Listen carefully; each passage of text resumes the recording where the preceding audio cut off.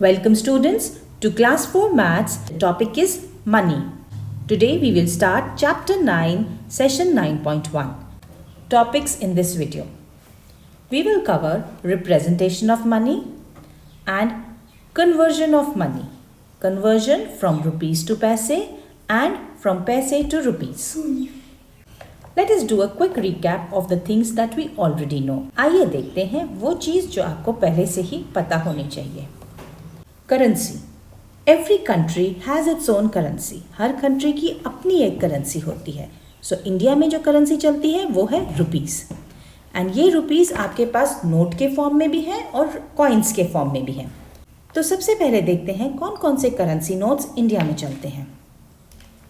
1 rupee, 5 rupees, 10 rupees, 20 rupees, 50 rupees, 100 rupees, 500 rupees and 2000 rupees. अब हम देखते हैं कॉइन्स. 1 रुपी कॉइन होता है, 2 रुपीज़ का भी कॉइन होता है, 5 rupees and 10 rupees. I am sure आपने ये सब कॉइन्स देखे होंगे. And relation between rupees and paise is rupees 1 is equal to 100 पैसे. 1 रुपी में 100 पैसे होते हैं. आइए शुरू करते हैं रिप्रेजेंटेशन ऑफ मनी से. Suppose we have 5 rupees and 25 पैसे and 36 rupees and 5 पैसे. अब ये अमाउंट अगर हमें रिप्रेजेंट करना है तो हम कैसे करेंगे. Let's take the first example 5 rupees and 25 पैसे. तो सबसे पहले आप लगाएंगे एक ये रुपीज़ का सिंबल. उसके बाद क्वेश्चन देखिए, 5 रुपीज़ हैं तो रुपीज़ के सिंबल के बाद आप लिख देंगे 5. इसके बाद एक डॉट या डेसिमल लगाएंगे हम इस तरीके से, और फिर हम देखेंगे हमारे पास आगे कितने पैसे हैं. 25 पैसे. डेसिमल के बाद आपके पास 2 डिजिट्स होने चाहिए. यहाँ 25 पैसे हैं तो आप पूरा 25 यहाँ लिख देंगे. तो ये हो गया आपका 5 रुपीज़ एंड 25 पैसे को आप इस तरीके से रिप्रेजेंट करेंगे. आइए अब देखते हैं नेक्स्ट एग्जाम्पल 36 रुपीज़ एंड 5 पैसे. तो इसमें भी हम सबसे पहले रुपीज़ का सिंबल लगाएंगे. फिर देखिए रुपीज़ में आपको कितने रुपीज़ दे रखे हैं, 36 रुपीज़, तो 36 लिखेंगे. फिर लगाएंगे एक डॉट या डेसिमल, और उसके बाद देखिए हमें पैसे में 5 पैसे दे रखे हैं.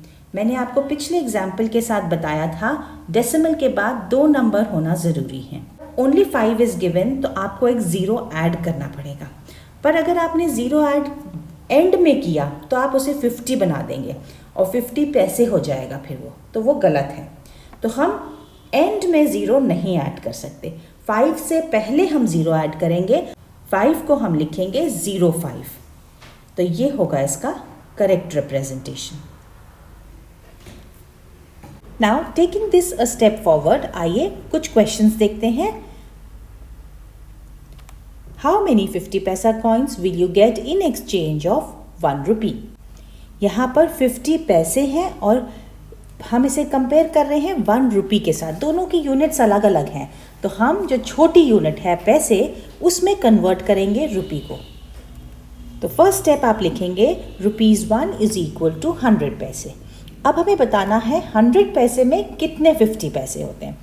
ये आप डायरेक्टली भी बता सकते हैं कि 100 पैसे में 250 पैसे होते हैं. क्लास 4 एंड क्लास 5 के लेवल में आप डायरेक्ट आंसर कर सकते हैं, बट मैं आपको डिटेल स्टेप्स वाइज बताऊंगी ताकि आपकी मैथमेटिकल थिंकिंग डेवलप हो. बच्चों वीडियो पूरी देखें और हर स्टेप पे ध्यान दें, क्योंकि इससे जो आपकी मैथमेटिकल थिंकिंग डेवलप होगी वो आपको 5th, 6th, 7th, 8th and all higher classes में बहुत काम आएगी. Let n is equal to number of coins. अगर हमें अब 100 पैसे को 50 पैसे की टर्म्स में लिखना है तो हम लिख सकते हैं 100 is equal to 50 into something, 1, 2, 3 कुछ भी हो सकता है यहाँ पे मल्टीप्लिकेशन के बाद का नंबर. तो उसको हमने ये let n is equal to number of coins किया है, तो हम लिखेंगे 50 इंटू n. ये देखते ही पता चल रहा है 50 इंटू 2 इज इक्वल टू 100 पैसा, basically 250 paisa coins. Okay, but यहाँ पे अगर नंबर्स चेंज होंगे, थोड़े डिफ़िकल्ट नंबर्स होंगे, तो वो कैलकुलेशन आपको करने में आसानी रहेगी अगर आप इसको समझेंगे. 50 यहाँ पर मल्टीप्लाइड बाय n है, तो हम 50 को लेके जाएंगे दूसरी साइड, क्योंकि ये यहाँ मल्टीप्लाई था, इक्वल टू के दूसरी साइड जाकर ये डिवाइड हो जाएगा। तो हम लिखेंगे n is equal to 100 upon 50, मतलब कि डिवाइड बाय 50। 100 को 50 से डिवाइड करेंगे, हमारे पास आ जाएगा 2। तो फिर आप लिखेंगे answer 250 paisa coins is equal to ₹1। That means अगर आप 1 रुपी कॉइन देंगे, आपको एक्सचेंज में 250 पैसा कॉइन्स मिलेंगे। अब इसी चीज़ को अगर फ्रैक्शन में रिप्रेजेंट करना है, 50 पैसा 1 रुपी का कितना फ्रैक्शन है? हाफ ऑफ 1 रुपीज़ इज 50 पैसा। तो ये देखिए एक रिलेशन, यहाँ 2 कॉइन्स थे, 2 कॉइन्स थे तो फ्रैक्शन में हाफ ऑफ 1 रुपी हो गया, जो 2 ऊपर था वो नीचे आ गया। इस पॉइंट को ध्यान रखिए, नंबर ऑफ कॉइन्स का और फ्रैक्शन का क्या रिलेशन है, ये आगे आप समझ में देखेंगे। अब इसी क्वेश्चन को अलग अलग तरीके से पूछ सकते हैं, ये सेम कैलकुलेशन रहेगी। आइए उस क्वेश्चन फॉर्मेट को भी देख लेते हैं। ये आप कर चुके हैं। दूसरा तरीका है व्हाट फ्रैक्शन ऑफ ₹1 इज 50 पैसा। तो लास्ट में जो मैंने क्लाउड में लिखा था वो वाली एक लाइन और लिखेंगे, वो सेम हो जाएगा। रिप्रेजेंट 50 पैसा इन टर्म्स ऑफ 1 रुपीज़। इसमें भी आपको सेम कैलकुलेशन करनी है और वो last line half of 1 rupee is equal to 50 paisa लिखना है। आइए और एग्जाम्पल्स देखते हैं। व्हाट फ्रैक्शन ऑफ ₹1 इज 25 पैसे। हमें जो बेसिक इन्फॉर्मेशन है, हमें मालूम है ₹1 इज इक्वल टू 100 पैसे। अब ये भी पैसे में हो गया और 25 भी पैसे में है। अब हम आराम से कंपेयर कर सकते हैं, वही फॉर्मूला लेंगे, 100 पैसा इज इक्वल टू 25 पैसा इंटू n। n से हमें नंबर ऑफ कॉइन्स पता चलेंगे। फिर हमने n इस साइड रखा, क्योंकि 25 यहाँ मल्टीप्लाई में है, इज इक्वल टू के दूसरे साइड जाकर ये डिवाइड में हो जाएगा। तो यहाँ लिखा 100 डिवाइडेड बाय 25, या फिर हम बोल सकते हैं 100 अपॉन 25। तो जब हम डिवाइड करेंगे हमारे पास आंसर आएगा 4। तो n हो गया 4, that is number of coins हमारे पास हो गए 4। देयर आर 4 25 पैसास इन अ रुपी। अब यहाँ पर इन्होंने नंबर ऑफ कॉइन्स नहीं पूछे, यहाँ पर फ्रैक्शन पूछा है। तो फ्रैक्शन के लिए क्या होगा, ये 4 था तो फ्रैक्शन हो जाएगा 1/4।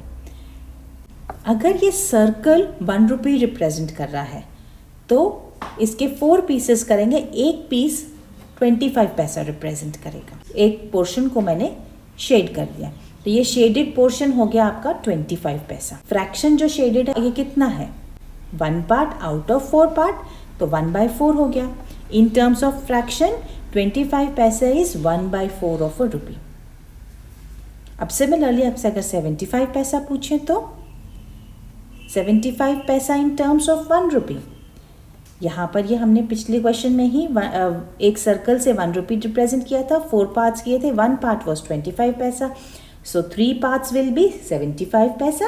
अब क्या फ्रैक्शन शेडेड है, 3 पार्ट शेडेड है आउट ऑफ 4, सो फ्रैक्शन में हम 3 ऊपर और 4 नीचे लिखेंगे। 75 पैसा इज 3/4 ऑफ ₹1। ये आपने डायरेक्ट निकाल लिया, बट अगर आपको कोई ये ना बताए कि आपको 4 पीसेस करने हैं और उसके बाद आप 3 लोगे, तो आप कैसे करोगे? इसके लिए आपको स्टेप्स देखने पड़ेंगे। फाइनल आंसर आपका 3/4 ही आएगा। फर्स्ट लाइन सेम होगी, ₹1 इज इक्वल टू 100 पैसा। अब हमें 75 पैसा के लिए फाइंड आउट करना है, तो हम वही फॉर्मूला लगाएंगे, 100 पैसा इज इक्वल टू 75 पैसा इंटू n। तो n को हम एक साइड रखेंगे, 75 मल्टीप्लाई में है, इज इक्वल टू के दूसरे साइड जाकर डिवाइड हो जाएगा, तो 100 अपॉन 75 हो जाएगा। अब ये पूरा कोई होल नंबर आंसर नहीं आया है। 25 से 75 गया 3 टाइम्स, 25 में 100 गया 4 टाइम्स, तो 4/3। तो ये हो गया देयर आर 4/3 75 पैसेज इन अ रुपी। अभी यहाँ स्टॉप नहीं करना है, ये तो कितने 75 पैसा। अभी हमें इसका फ्रैक्शन निकालना है। फ्रैक्शन निकालने के लिए क्या करते थे, जब यहाँ 2 आता था हम 1/2 करते थे, जब 4 आया तो हमने 1/4 किया। यहाँ पे अब 4/3 आया है, तो आप इसका जब फ्रैक्शन में कन्वर्ट करेंगे तो वो इसका रिवर्स यानी कि उल्टा हो जाएगा। तो इन टर्म्स ऑफ फ्रैक्शन 75 पैसे इज 3/4 ऑफ ₹1। ये आ गया एग्जैक्टली सेम जो मैंने आपको क्वेश्चन शुरू होते ही बताया था कि 3/4 of rupee is equal to 75 paise. Shortcuts मत देखिए बच्चों, इस मैथमेटिकल वे ऑफ थिंकिंग पे ध्यान दीजिए, ये आपको आगे तक हेल्प करेगा। Then how many 20 rupees are there in 100 rupees? Now this is a simpler question. यहाँ पे 20 रुपीज़ में है और 100 भी रुपीज़ में है, तो यहाँ पर आपको किसी की भी यूनिट्स चेंज करने की ज़रूरत नहीं, डायरेक्ट फॉर्मूला लगाएंगे 100 rupees is equal to 20 into n।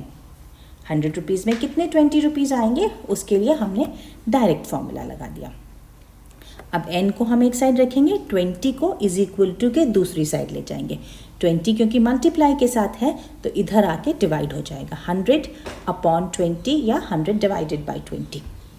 तो 100 को 20 से डिवाइड करेंगे, आंसर आएगा 5। आप रफ कॉलम में डिवाइड भी कर सकते हैं, नहीं तो डायरेक्टली यहाँ पर 21 ज़ा 20, 25 ज़ा कट करके लिख सकते हैं। क्योंकि n हमारा 5 आया तो हम लिखेंगे answer there are 5 20 rupees note in 100 rupees. अब आइए आगे देखते हैं। ₹80 in 4 notes. What notes are these? अब हमें बताया है 80 रुपीज़ 4 नोट्स में हमें रिप्रेजेंट करने हैं, तो एक नोट कितने का होगा ये हमें बताना है। तो अब हम लेंगे let n is equal to currency note. अभी तक हम नंबर के लिए हमने कैपिटल N लिया, करेंसी नोट के लिए हमने स्मॉल n ले लिया। वही formula 80 rupees is equal to 4 into n। 4 हो गया कि नंबर ऑफ नोट्स हमारे पास दे रखा है, 4 नोट्स हैं तो 4 लिख दिया, और वो ईच नोट कितने का है वो हमें नहीं पता, तो उसकी जगह आपने n लिया है, ठीक है। अब स्मॉल n को हम एक साइड लिखेंगे और इधर 4 मल्टीप्लिकेशन में है, 4 डिवाइड में हो जाएगा, 80 डिवाइडेड बाय 4। इसको आप 4 1 ज़ा 4 एंड 80 को करेंगे तो आपके पास आएगा 20।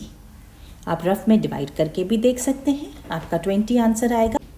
दैट मीन्स चारों नोट 20 रुपीज़ के हैं। देयर आर 4 ₹20 नोट्स, तो 80 रुपीज़ को रिप्रेजेंट करने के लिए 4 नोट 20 रुपीज़ के। अब देखते हैं कन्वर्जन ऑफ मनी। पहला कन्वर्जन होगा फ्रॉम रुपीज़ टू पैसे। अब इसके लिए हम एक एग्जाम्पल लेते हैं, ₹12.45। इसको करने के लिए जो हमारी बेसिक इन्फॉर्मेशन हमें पता है, ₹1 इज इक्वल टू 100 पैसा, वो यूज़ करेंगे हम। यहाँ बेसिक के लिए आप क्या करेंगे, जो भी नंबर आपको रुपीज़ में दिया है आप उसको 100 से मल्टीप्लाई करेंगे। सो ₹12.45 इज इक्वल टू 12.45 इंटू 100 पैसा। क्योंकि 100 में 2 ज़ीरो है तो जब हम 100 से मल्टीप्लाई करेंगे इसका decimal 2 places to the right move करेगा। तो 12.45 100 से मल्टीप्लाई करके हो जाएगा 1245, दैट इज़ 1245 पैसे। तो आंसर हो गया आपका 1245 पैसे। नाउ पैसे टू रुपीज़। पैसे टू रुपीज़ में एग्जाम्पल लेते हैं, 8030 पैसे। अब हमारे पास इस 8030 पैसे हैं और हमें बताना है रुपीज़ में कितना है। ना इसमें पैसे छोटी यूनिट है, छोटी यूनिट से बड़ी यूनिट में जाते हैं तो नंबर छोटा हो जाता है। जैसे ये 8030 है, सो ये एक छोटा नंबर आंसर में आएगा, तो छोटे नंबर के लिए आपको डिवाइड करना पड़ेगा। तो इन्फॉर्मेशन यही है, ₹1 इज इक्वल टू 100, बट इसमें आप 100 से डिवाइड करेंगे। सो 8030 पैसे इज इक्वल टू रुपीज़ में 8030 बाई 100। क्योंकि 100 में 2 ज़ीरोज़ हैं तो जब हम 100 से डिवाइड करते हैं decimal 2 places to the left move करता है, तो आप लिखेंगे आंसर ₹80.30। डियर स्टूडेंट्स, वीडियो को यहीं ख़त्म करते हैं। अगली वीडियो में मैं लेकर आऊँगी वर्कशीट 9.1 एंड उसके सॉल्यूशंस। आप वीडियो को लाइक करना नहीं भूलना और चैनल को सब्सक्राइब करके बेल आइकन ज़रूर दबाना ताकि आपको अगले वीडियो की नोटिफिकेशन मिल जाए। Until then, stay happy and keep learning.